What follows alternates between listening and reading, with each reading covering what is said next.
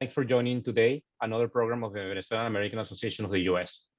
I am Carlos Ivan Lopez, Vice President of Venezuelan American Association of the U.S., VAUS, and I would like to welcome all of you today on our conversation with Pedro Burelli and Michael Skoll on a topic of interest to many of us, given the recent perceived changes that we are seeing in the direction of the U.S. policy towards Venezuela and the recent interactions between the Biden administration and the Maduro regime. That's why we thought it would be a good idea to discuss what's going on. And the topic of today's discussion is U.S. policy on Venezuela, wrong medicine. We are very grateful to Pedro for taking the time to be with us and to Ambassador Michael Skoll, President of VAUS, for moderating and participating in this discussion. The Venezuelan American Association has been promoting exchange between Venezuela and the U.S. for 86 years. During this ongoing crisis, VAUS has been diligent in fostering discussion to spark action. We thank you all for accompanying us on our quest for knowledge and for a better future for Venezuela. Next, I will introduce Mr. Pedro Burelli and Michael Skoll. Pedro Burelli is founder and managing director of B&B Advisors, LLC, a financial advisory firm focused on M&A and capital raising advisory in emerging markets. Recent advisory assignments have been focused on Russia and Latin America. He served as vice chairman of the board of publicly traded Rosinter Restaurants and as chairman of the board of Beluga Group, both traded on the Moscow Stock Exchange. Mr. Burelli was an executive board member of Petróleos de Venezuela until November of 1998. In that capacity, he was responsible for financial planning and oversight at the board level. Prior to that, he was the head of JP Morgan Capital Corporation, Latin America, the principal investment arm of JP Morgan. During his career at JP Morgan, he was, among other things, a founding member of the M&A Group for Latin America, director of M&A for the Iberian Peninsula based in Madrid, and senior banker for the Andes, Central America and the Caribbean region. He worked from 1980 to 1984 for Petróleos de Venezuela, a strategic planning division, and was part of the team that developed and executed the company's successful internationalization strategy. Mr. Michael Skoll was U.S. ambassador to Venezuela from 1990 to 1993.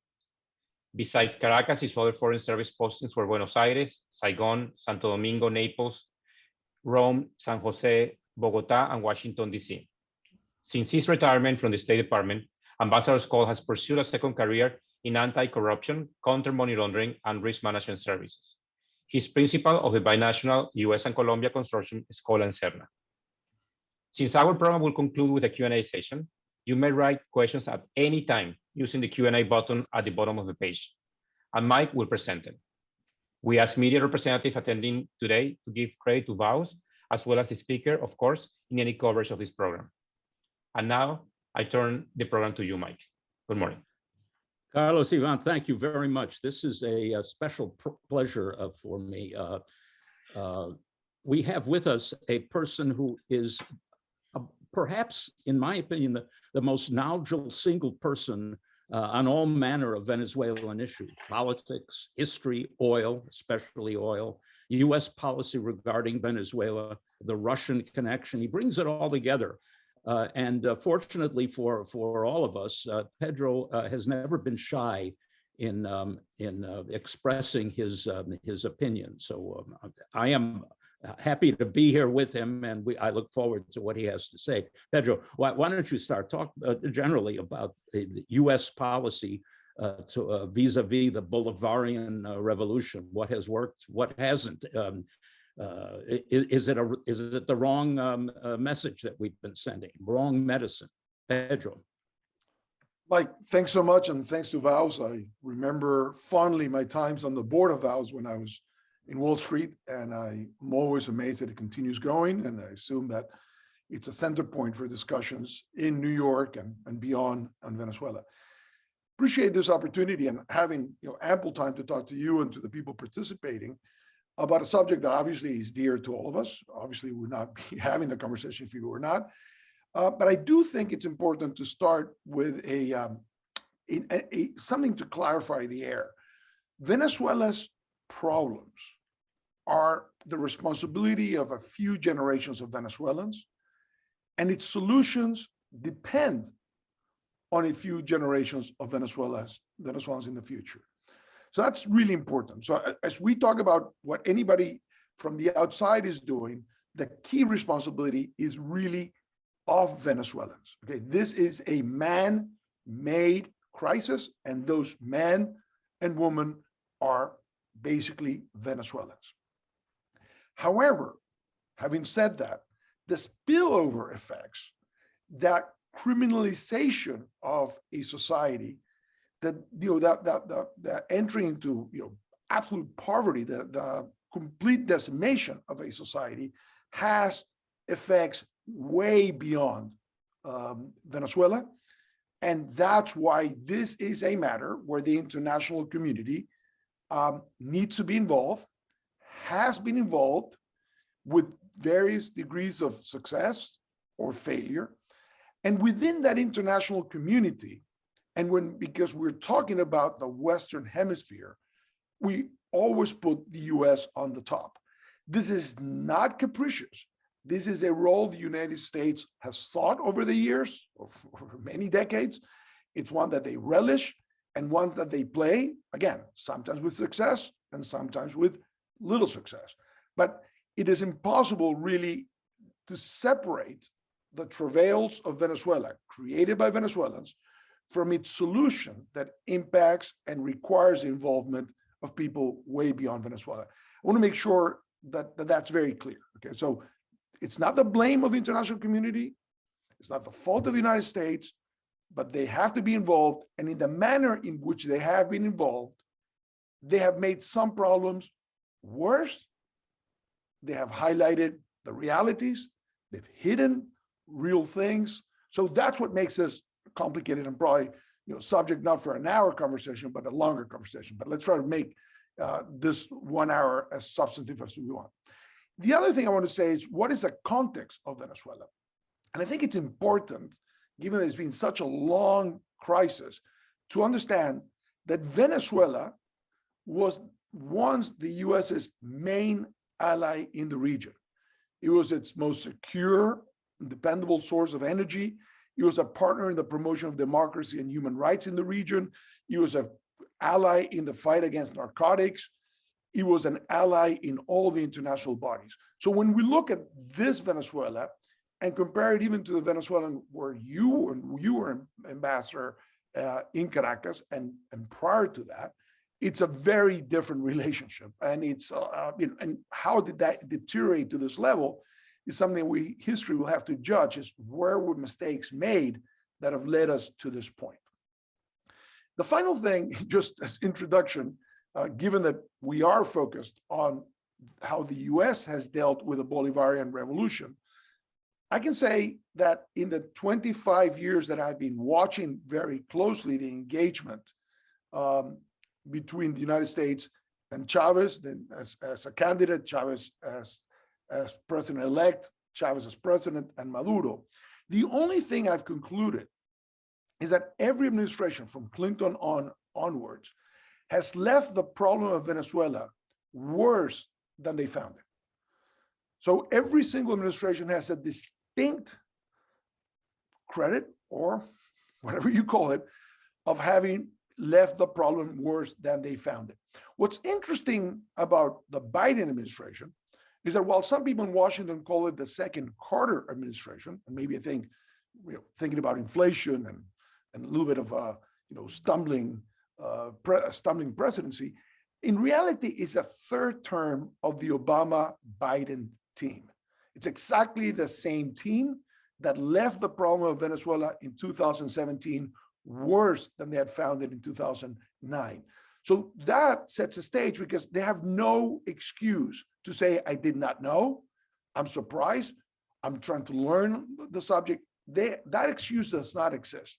This is the third term for many of the decision makers in Washington dealing with Venezuela. It was the Obama administration that signed the Sanctions Act, put the executive order in 2015, and began the process of sanctioning and tightening the screws on Venezuela. What we've seen over the last year, and what the trip that we'll talk about reflects, is almost the opposite, is a level of a maturish policymaking and activity that one has to understand, where is this coming from and where would it lead? So as an introduction, that's what I wanted to say, Mike. Okay, thank you very much. When you talk about the third term of the Obama administration, of course, it's some of the very same people who were responsible for Venezuelan and, by the way, Iran policy under the Obama administration, who are operating right now in the Biden administration. But let me turn to a specific instance. You recently wrote, I'm quoting, about a misstep in Venezuela that should never have happened. U.S. foreign policy amateurism at its worst. Now, you have used other language, including embarrassing and noxious and yet worse, that I won't quote. We're obviously talking about the early March trip to Caracas of 3 senior Biden administration officials seeking, in its own words, to separate, quote, to separate Russia from its remaining international allies amid a widening standoff over Ukraine. Would you care to comment on this particular foreign policy venture? Yeah, I mean, I think the trip, I've said that it was, ill-conceived, ill-executed, and ill-communicated. And that doesn't help. I mean, a trip of this nature confuses the allies who've stood by the United States trying to confront this very serious crisis. It confuses the people in Venezuela to no avail. I mean, in reality, it was a fool's errand. And maybe what drove it, and what I state that drove it, is an energy need, but a badly understood energy need. I think as the United States was getting ready to sever its energy connections with Russia, which has been importing oil, literally oil that in the past Venezuela was producing, now is being imported from Russia. And as you were trying to cut that off, you wanted to make sure that it didn't have an additional impact on oil and gasoline prices that were rising. I think that the administration had problems dealing with Saudi Arabia and with the Emirates. The relationship there was not really at a stage where they can get support. Because of the canceling of the Keystone pipeline, I think talking to Canada wasn't a very easy thing. And somebody came up with the idea, very, very amateurish idea, that Venezuela could be a source, and maybe this is a moment to patch things up. And Chevron told the administration that they could double their production in short time. And suddenly the driver, which was energy, overrode the policy considerations and what has been carefully and almost too slowly developed as a U.S. policy towards Venezuela. In addition to that, clearly, there's a number of Americans that are prisoners in the United States, in Venezuela, American prisoner, and the United States has a special envoy for hostages. So I understand that special envoy for hostages has to talk to hostage takers. It wouldn't serve any purpose for Mr. Carstens to talk to interim President Guaido. He doesn't hold any hostages. So it's clearly that this three-pronged strategy: energy needs, political issues and policy, and hostages, are 3 kind of separate tracks that melded into a very sloppy trip that didn't yield anything in reality, that created confusion, and that I think fundamentally proves one point: is you do not improvise at this stage of the game. It is too late. You do not send the wrong people to negotiate with somebody who has played games with every type of negotiator. I mean, that is a very clear thing. If you decide to go down there, send somebody with some negotiating experience. And that's not the case, at least of 2 of the people that went on the trip. So, I mean, where did that leave us? In a vacuum, because almost since that moment, until a conversation last week by Secretary Blinken with interim President Guaido, there'd been total silence. I mean, like ostriches, the administration put its head in the sand.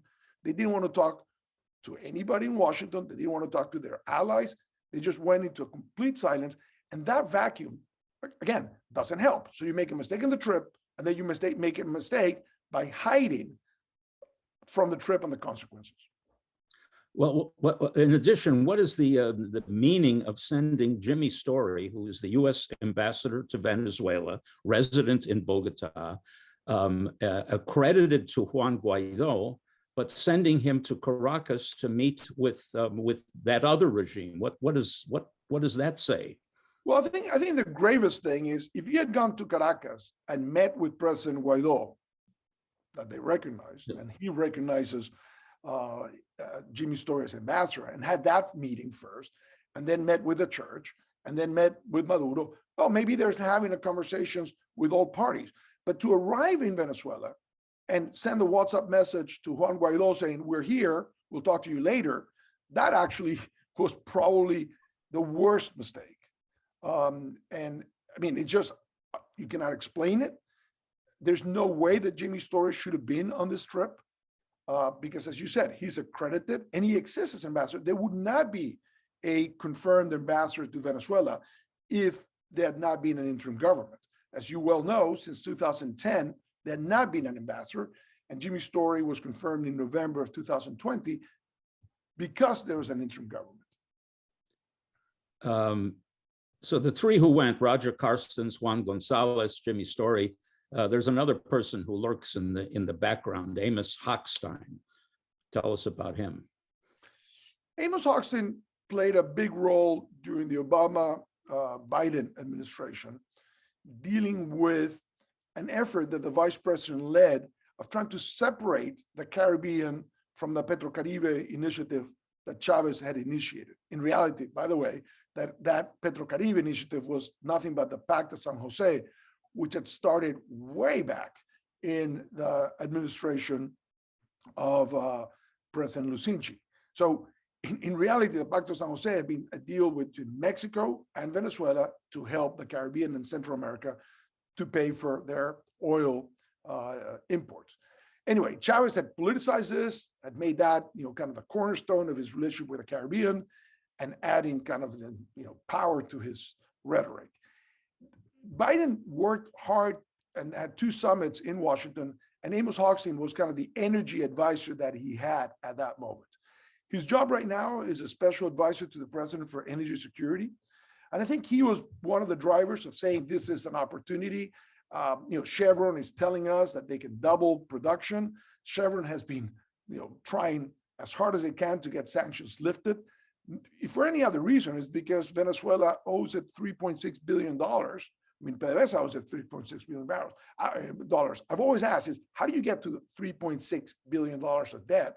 You don't start there. You started with 100, 500, a billion, and so on. So somebody in San Rafael, California should look really straight and say, what decisions did we make in Venezuela that have led to this conundrum?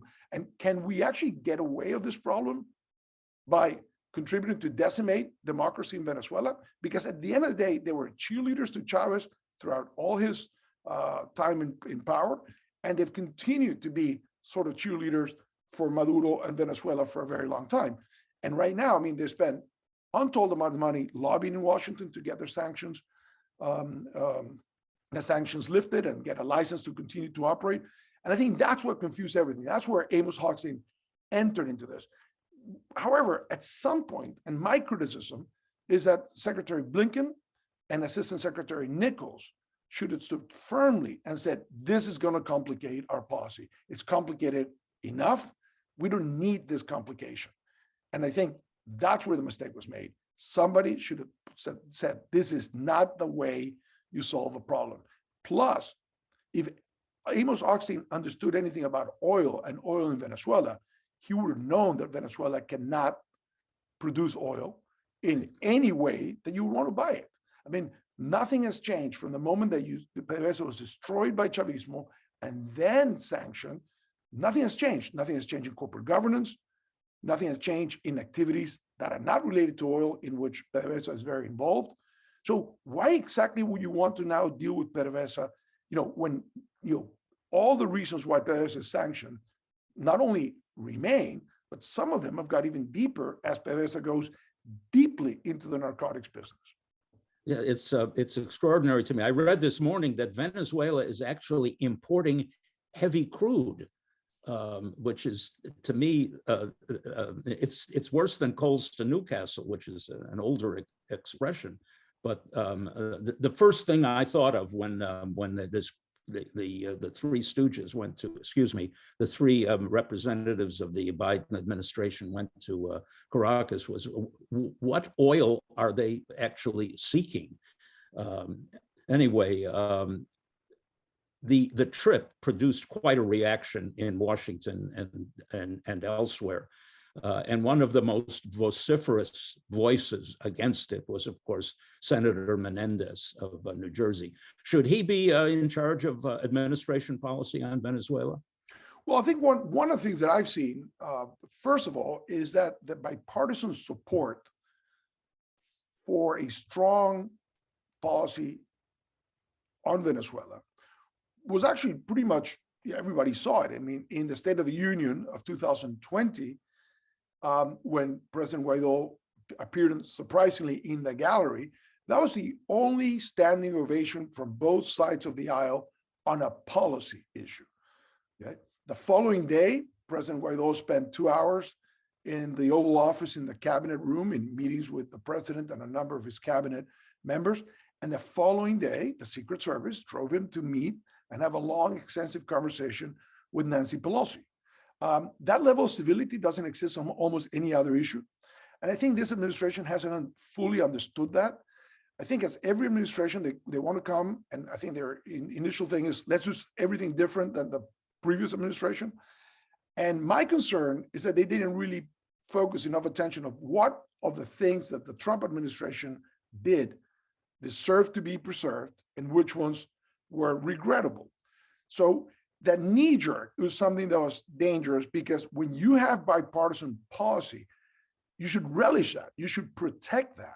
And I think the trip, what the trip showed, and the reaction from Menendez, which is the hardest, then you had the same from Senator Risch, from Senator Rubio, from Senator Durbin. So at the end of the day, the administration does not fully understand that this hesitation on Venezuela is making leaders in Congress that understand the issue, that care about the issue, quite impatient. And, I've seen it just taking just a detour for a second, on Colombian policy, I've seen Menendez, take the driver's seat on a policy that was basically on neutral, if not on reverse, for the first year of the administration. I mean, it's that's not the role of the U.S. Senate. They have oversight responsibility. They should not be policymaker, but vacuums tend to get filled. Let me remind people that if you want to ask a question, you can write it down using the Q&A button at the bottom, and we will get to as many as we can later on. Okay, Pedro, let's turn to an area in which you are the expert among experts, the Russian connection in Venezuela. Is it true that it seems to be true that Russian oil exports have benefited directly from the collapse of Venezuelan oil production? Was that Putin's original plan?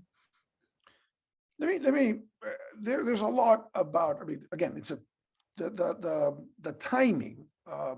Chavez arrives in power in February the 4th of 99, sorry. And Putin arrives in power. Yeltsin leaves on the 31st of December of 99. So they almost track, the Bolivarian Revolution and Putin's rule, or Putin's era in Russia, almost track it. At the beginning, the relationship was not very good. Chavez went to Russia 9 times. Putin went to Venezuela once, not as president, but as prime minister, spent 12 hours. And it was reportedly to say, I never want to come back to this shithole again. And I don't appreciate him saying that, but I think the way the trip was managed, the beach that they took his people to, the conversation for him was terrible. He had tried to avoid Chavez all he could. Most of those 9 trips to Russia, 7 of those were at the invitation of the self-invitation of Chavez. Chavez would say, I'm going to Europe, can I stop over there? 2008, everything changes. And 2008, if we remember, was the invasion of Georgia. And at that moment, Russia felt very alone. And Nicaragua and Venezuela quickly came to their side. and together with Palau and Nauru, were the only 5 countries with Russia that recognize South Ossetia and Abkhazia as independent republics. So at that moment, Igor Sechin, who was the deputy prime minister and chairman of the board of Rosneft, sees an open opportunity. And what he sees in Venezuela is a desperate guy who is willing to give Russia deals that otherwise, in a normal Venezuela run by responsible people, would have been given to European or American companies. So his view is, let's take these contracts, sit on them as options, and when a new government comes, then they can't take them away. We'll sign them as state-to-state contracts, and we will then be involved in this very large oil province called Venezuela in the Western Hemisphere, very close to the main market, which is the United States. I think that was his thinking. And very quickly, they started signing deals. Now, at the end, that failed. And it failed for reasons that even the CEO of Rosneft at that moment believed. He says, you cannot deal with these people. And in order to prove that, he had gone to China, had talked to the Chinese, and the Chinese had told them what a pain it was to deal with Chavez's PDVSA and with Chavez. So he was reluctant. He was replaced as CEO after 8 years as CEO. And Sechin was continued to drive this strategy. Now, at the end, it failed. They didn't make any money. But, and this is a huge but, the demise of Venezuela as an oil producer benefited all other producers, but among them, Russia fundamentally. So let's just go back to where I started. 1999, Venezuela was producing 3.1 million barrels of oil. Russia was producing 4.2 million barrels of oil, just a million difference. Venezuela was headed to 6 million. Chavez stopped that plan. But in 2005, he retook the idea of going to 6 million barrels. And he tried to make investments while the production kept going down just through sheer incompetence. Russia continued to increase their production. So now where are we today? Venezuela is producing 650,000 barrels of oil, not 6 million. And Russia is producing 11.2 million barrels of oil, not 4.2 million barrels. That 7 million increase in production from Russia has a lot of relationship with the 5.4 that Venezuela is not producing. Now, you could say, well, the oil market is fungible. Anybody can produce. If you got, yeah, that's fine. So Russia could produce 11 and Venezuela could produce 6. But the price would be very different if Venezuela were producing 6. So Vladimir Putin got from Venezuela a double whammy: the ability to more than double his production without suffering the consequences of competition with Venezuela. So the demise of Venezuela was what allowed Russia to increase its oil revenue, to build that war chest of $650 billion that he thought was enough to fund this crazy war of choice. So if the world doesn't connect the dots, if people running Venezuelan policy do not understand what Russia is doing, and the silo mentality of the State Department, where energy doesn't know, narcotics, and narcotics doesn't know Russia, and Russia doesn't know Latin America, it's just a bunch of people running around, never understanding, what is going on right here. What is Venezuela morphing into, and what are the consequences of the demise of Venezuela as a society, throwing out 5 million, 6 million people to the region and to the world, and disappearing as an oil producer. Now, if we want to talk about that, it'd be kind of interesting to talk about what the original policy was with Venezuela as we were doing the apertura and we were trying to move to the 6 million barrels. Because at that moment, the Clinton administration was very keen on that. From that increase from 3 to 6, 2 million were coming to the United States. And that was fueling what the Clinton administration had as their policy, which is energy security within the hemisphere. A pretty well thought out plan in which you said, if we look at Canada to Patagonia, and we look all sources of energy, from Shell to heavy oil in Venezuela, to gas in Trinidad, in Bolivia, we could actually get all the energy needs of the region without importing from anywhere. So we could get that independence. And Secretary Richardson and President Clinton were pushing this very hard, and Venezuela fit perfectly in that thing. Now, obviously, all strategies have consequences. And the Saudis did not like that. The Saudis did not like to have the umbilical cord cut because they get a lot of benefits. It's a mutually dependence between Saudi Arabia and the US. And that's what led to an oil price war, which started at the meeting, or at least they called our bluff as we were trying to increase production in the last meeting of OPEC in 97, the meeting was in Jakarta. And instead of lowering production in OPEC to adapt to a lower demand from the Asian tigers, Saudi said, we're going to increase production as of January 1st. So what happened in 98 is that this price war collapsed the price of oil, had a huge problem in Russia in August of 98, a massive devaluation, which actually is what explains Putin arriving in power the year later, and was a fundamental reason of why Hugo Chavez arrived in power.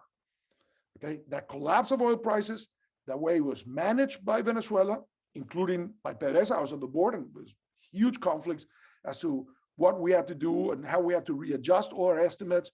And there's a struggle there in which I think the decisions were made really wrong. It led at the end, towards September, the resignation of the CFO, of myself. I resigned from the board because we're disagreed with the way it was being managed. But that same thing led to the arrival of Putin and to the arrival of Chavez. So that's how these things relate. And what I've been amazed most of my time dealing with Washington is that people who dealt with Latin America almost never had any idea of what Russia was, of what type of relationship was developing between Russia and Venezuela, and the consequences. And if we talk about right now, it should have been important, because one of the reasons, or the key support that Maduro had, was the blatant political support that Russia was giving to him, which is exactly the same thing in Nicaragua. I mean, that's all the political support that Maduro has. Any of the fraudulent elections he has done, the Russians send teams, they observe, they say it's all perfect, it's okay. They don't care, okay? And my sense is that there should have been a lot more attention and a lot more understanding of the nature of the relationship, of why it was nefarious, where the weak spots were.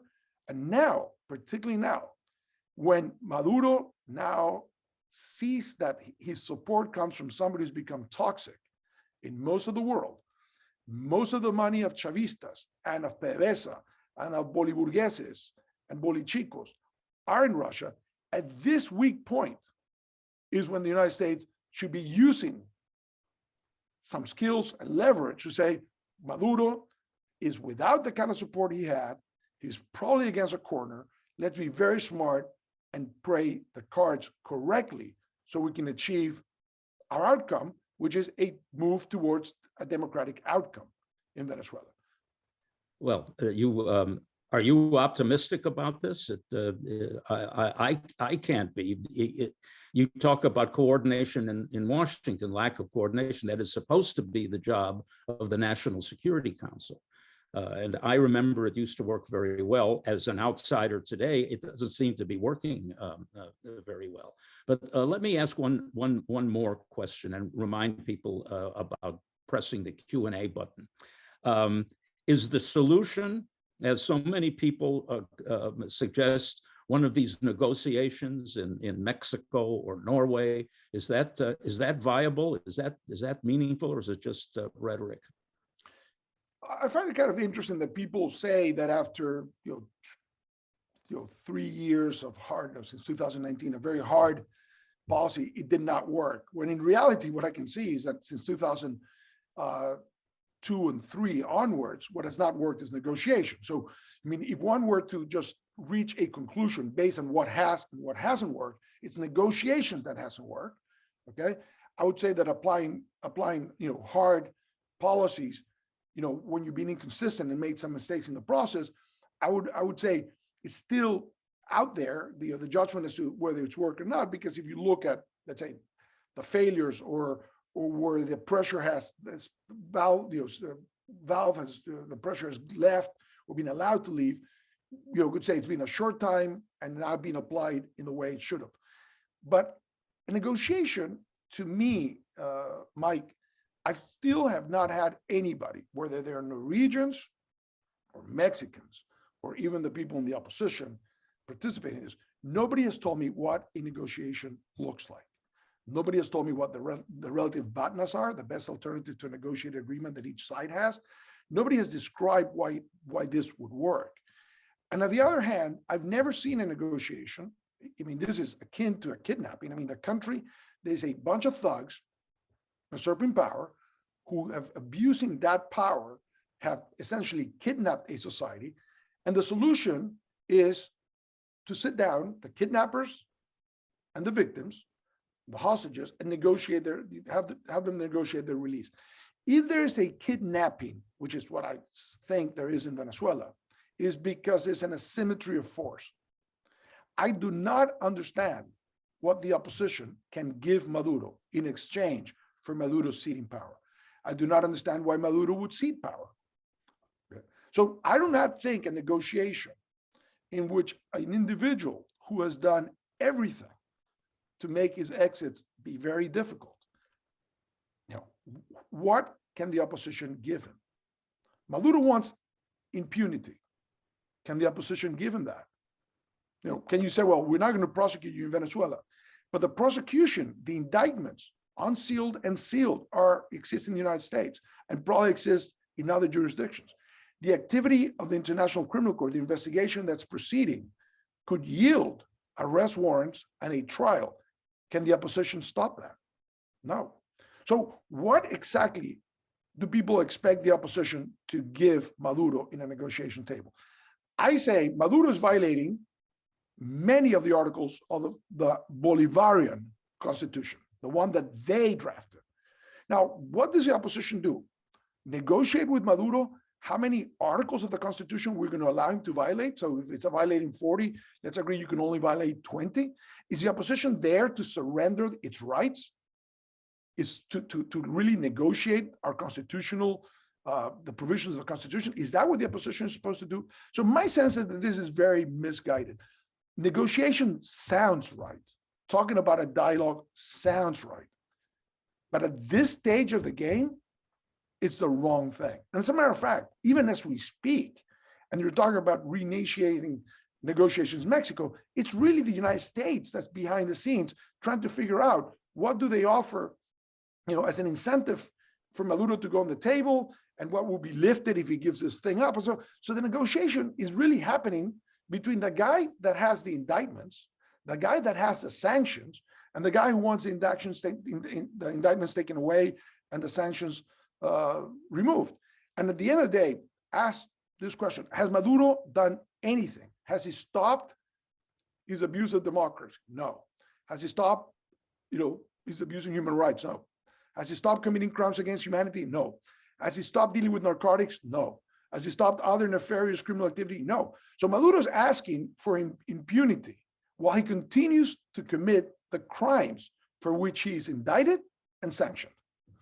Well, in your opinion, why is the U.S. government persisting in this venture, the negotiations? Look, the United States, and I've been told many times, this is a problem for Venezuelans to solve. I said, I've never seen the United States, that meddles more, okay, and meddles behind the scenes and gets involved in the weedy things. I mean, I've seen, I have a very good relationship with Ambassador Story. I truly believe that Ambassador Story understands what's going on in Venezuela. And if he didn't, then it would be a serious problem. But I think he meddles and he goes down to the weeds and gets involved. I remember even in the Trump administration, there is stuff that happened that the United States gets involved, then it doesn't work, says Venezuelans have to solve this problem themselves. But for Christ's sake, make up your mind. Either you're going to meddle and decide who sits on the table, who does this, who has to be part of the opposition, what the opposition, how you define the opposition. It's the level of involvement is tremendous.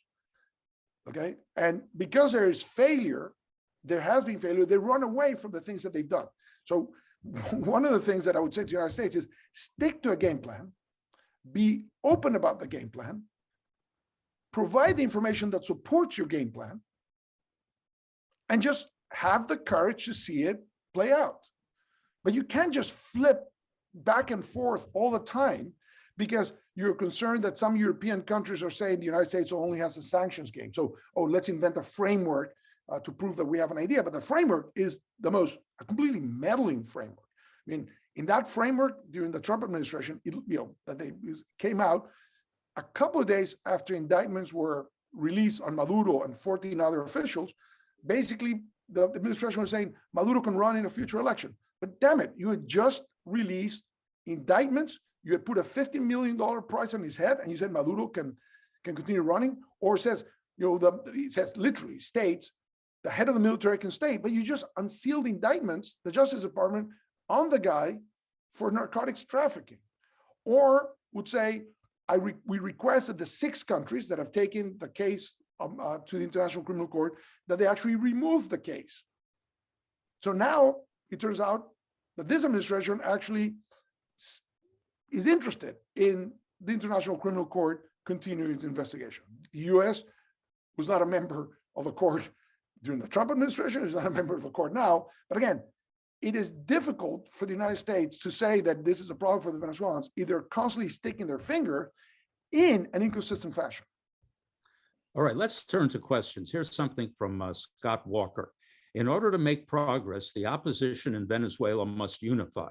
Guaido seems to have diminishing popularity. Where or in whom can the opposition place its hopes for 2024 elections? Oh, hi, Scott. This question is actually an interesting one. It actually presumes that we're living in a democratic system. It actually presumes, okay, that the conditions are perfect to play politics, that it's just that the opposition is moody and doesn't want to unify. No, we're living in a dictatorship. We're living in a regime that's being investigated for crimes against humanity, okay? Systematic abuses of human rights. A regime that is willing to blackmail, to buy, to jail, to torture, to kill, and to exile its opponents does not make it very easy for anybody to play politics, okay? So the unification of the opposition and the obsession that some people have of saying everybody has to be unified says, really? We have to unify with people who are just opposition in name, but who are being funded directly by the government or by corrupt business people affiliated to the government? We should actually do that. What kind of minimum common denominator are we going to get from that kind of unity? That's the first thing. Second, Guaido is not there to be popular. That's not his job. Guaido has a very undesirable job that's trusted upon him by the Venezuelan Constitution, that as president of the National Assembly, when there's a vacuum of power, he had to assume and he had to work to end the usurpation of power. His single job is to get rid of Maduro. He's not there to repair the infrastructure, to improve the oil industry, to improve the functioning of the hospitals in the country, to improve the economy. That's not his job. So as long as Maduro's in power, Juan Guaido could go down to 0. It's kind of interesting. I was always paying attention watching to President Zelensky, who started with 70%, ended up with 20 right before the war. Zelensky has 120% popularity now. Okay, I think Juan Guaido is in Venezuela, risking his life, threatening all manners of threats. Everybody who ever gets close to him has been put in jail, has been forced into exile. So I find that anybody who at this stage of the game is pretending that the function of Venezuelan citizens is of those in a democracy, it's absurd. What's interesting, and I would say about the Venezuelan opposition, is that no matter how cornered they are by a criminal regime, they have never resorted to violence. There is not a violent arm or weaponized part of the opposition conducting sabotage, blowing up buildings. That says a lot about Venezuelan citizens, about our love for democracy, okay? That people have been cornered, people have been killed, and there hasn't been revenge killings, there haven't been revenge bombings, there hasn't been sabotage of institutions, okay? That normally there would have been if there is no more game to play politically because there's no space for real politics to be conducted. Here's a question from an anonymous attendee. What are the chances that we could see a new OFAC license being announced in the coming days as some kind of effort to tempt the regime back to the table? I think that's one of the stupid little Really games. answer that. I think this is one of the little stupid games that were created by the trip, in which Mr. Gonzalez, who's never negotiated anything. I want to say an aside that's important here. When this administration comes to power, they definitely did not want to give Venezuela the attention that the Trump administration gave it. We could have a discussion as to why the Trump administration focused so much on Venezuela. But clearly this administration came with problems that, in my view, were Iran and redoing the Iran deal first, China, which had actually been, kind of a bad spot for the Obama-Biden team in those 8 years, then North Korea, and then Russia. Now, obviously, all this crisis is the same. Russia is now taking over, but definitely Venezuela was not a priority. Latin America was not a priority. And how do we know that? Because Juan Sebastián González is in the NSC. Okay, personnel is policy. If you put somebody with no experience, with a few years of government experience, with no experience living in the region, never served in the region, never lived in any of these countries, never was an ambassador, a DCM, anything, you actually are communicating. It doesn't really matter. This is somebody the president is fond of. When he traveled with him in Latin America, he could joke and he spoke good Spanish, and let's put him there. Okay. So in all seriousness, the real problem is when you have a guy like that sit down, talk to Maduro, and then have Maduro say the guy did not deliver. And Maduro is telling everybody, I don't know exactly what he promised, but the fact that Maduro believes that he's the aggrieved party because things were not delivered, Maduro as a victim proves that you did not send the right team to negotiate. What was said in that meeting has created all kinds of wrong expectations. And now they're trying to see what they can get out of this administration. Now, if to offer to give Chevron a license, if Jorge Rodriguez gets on a plane as a negotiator to go to Mexico, just an automatic license. As soon as you get on the plane to Mexico, you get this, and then you get that. And maybe in the future, there'll be a snapback, and if they don't do something with Stephen, this is really foolish. And it's really foolish because I'm 100% sure that the US administration knows that negotiating is futile, that there is no chance of success on that way. And all that they're doing is wasting time for them, for the Venezuelan people, pretending that they believe in a negotiated solution, so that the Europeans won't say, oh, you are just like the Trump guys, you don't believe in negotiation. They're doing everything possible to prove that they really care about negotiation, but they have absolutely no belief in the negotiation. Now, this is a mistaken policy. We can talk about it, how to remedy, but I think this idea of trading licenses for things doesn't make any sense, because if you give them licenses, then are you really going to take them away? I mean, you tell Chevron you can start doing and begin to ramp up your operations, and then 2 weeks later you say no, you ramp down. That's irresponsible. Well, here's a question from Gabriel Lugo. It's a question that you've already largely answered, but I'm going to ask the question again because you might add some things. Mr. Borelli, if the United States has had for years a clear diagnosis about Venezuela, a criminal regime in charge of the state, Southcom, Justice Department, others have expressed it, why do they apply a solution as if it were a country with a government with a, quote, lack, unquote, of democracy? I have that same question, Gabriel. I'm trying to answer your question. I have exactly the same question. It's literally a question that underlies a lot of my thinking and my criticism is, the United States has the largest intelligence, the largest law enforcement, and the largest diplomatic apparatuses in the world. US taxpayers, of which I'm one because I've been forced to live in the United States. I'm happy to, it's a country of choice, but I don't have the ability to go back to Venezuela. I paid for this. Now, does the United States know the problems? Yes, they know the problems. They completely know the problems. They know it better than the interim government. They know it better than any of us on this call. And I know that because I've had these conversations. I know what the Justice Department and how much money the Justice Department has spent on countless investigations. How many indictments exist? How many sealed indictments, have accumulated after grand juries have looked at evidence and issued those indictments, allow those indictments to go forward. I've seen reports from years back. I mean, I've seen reports from the GAO on the state of the oil industry from 2005. They concluded that Venezuela was no longer going to be a supplier of oil to Venezuela through mismanagement. I've seen reports on drugs from 2009 that explain why the drug cooperation was destroyed, because the National Guard had become a cartel from the top to the bottom that reported operationally to the President of the Republic, Hugo Chavez Frias.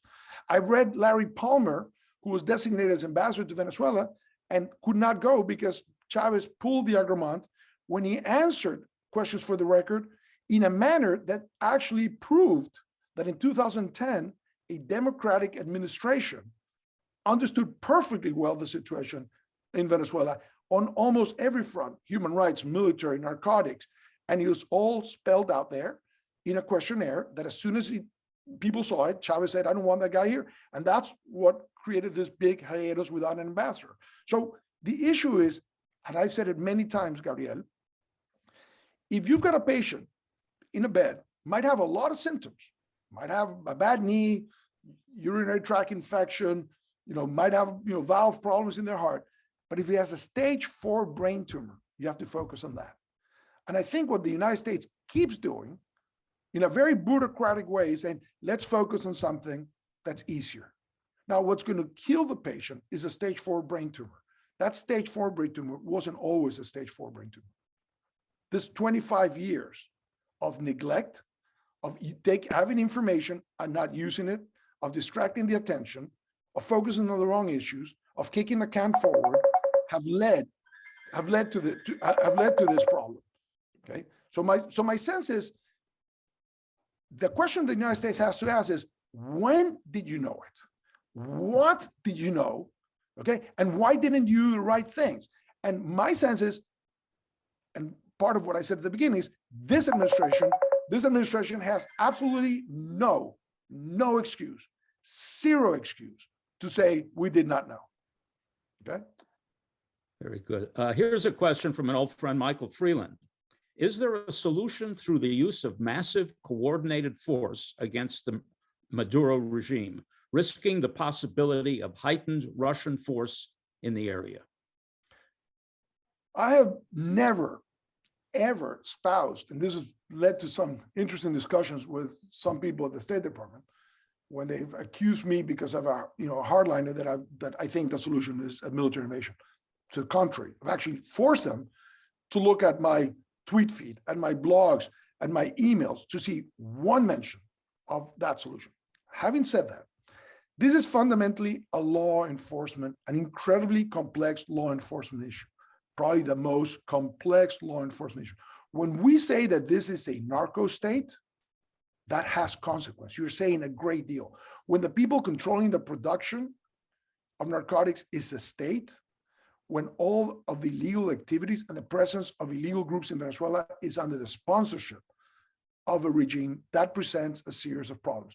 If you say that you care about democracy in Venezuela, and you just fill your mouth saying that our objective is free and fair elections and a democratic outcome, and you put aside the security challenges associated with that objective, how do you control the territory? How do you protect an election? How do you protect humanitarian aid by circulating around the country? And you eliminate the security concerns from your equation, you're completely irresponsible. So while there's no need in my scenario, because I think there's much more pressure that can be applied to the regime to produce its buckling, immediately upon it, as soon as there's an interim government, the security package that Venezuela will require will make Plan Colombia look like child's play. Remember, Plan Colombia was an overlay over established government security investment and activities, an overlay. In Venezuela, it would be everything, okay? You would start with a country that has no resources, has no intelligence, and has to dismantle a very corrupt armed forces, very corrupt police apparatus, and a host of criminal gangs, including foreign Colombian guerrillas that occupy, a majority of the Venezuelan states. So the issue is we cannot have a conversation about Venezuela as if it were a democracy that after election, it's all fine. No, the chances of us building democracy depends not on an economic package, depends on a security package. But no massive coordinated force against the Maduro regime. That doesn't make any sense. Okay, here's one from Paul Gonzalez. Why is US policy towards Venezuela so different compared to its policy and relations with other communist totalitarian regimes and or monarchies? Is this about democracy or something else? I think it's about fear. I actually believe that the more people know about the problem, the more they want to run away from it. Okay? I have no doubt that Assistant Secretary Nichols, that Secretary Blinken, that National Security Advisor Sullivan know and understand, and I'm sure they do it. I mean, I have the evidence that they understand how grave the problem is, but they want it to go away. They just want it to go away. Okay?